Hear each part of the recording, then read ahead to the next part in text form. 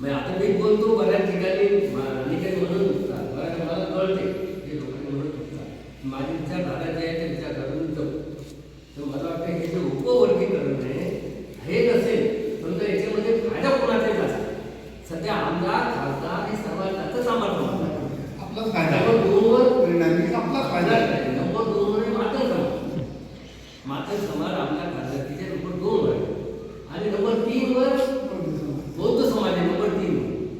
राजकारणामध्ये खरं बाबासाहेबांनी राजकारणात काय सांगितलं, पण बौद्ध समाजाला राजकारणामध्ये कमी नाही, बघण्याची गरज नाही.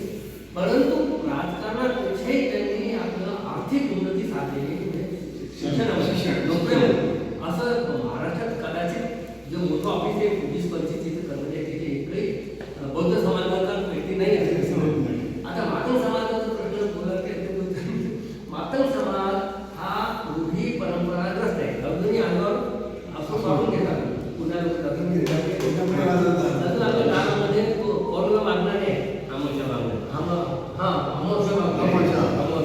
आता मी या मतात आहे, चांभारामध्ये जवळजवळ 98% लोकांनी चांभाराचा व्यवसाय सोडला. 98% असं म्हणे. आणि बुलढाण्याचा हमखास त्या 2% फक्त आपल्या व्यवसाय, ते 2% तो बाहेर केव्हा निघतील हे सुद्धा आपल्याला विचार आहे.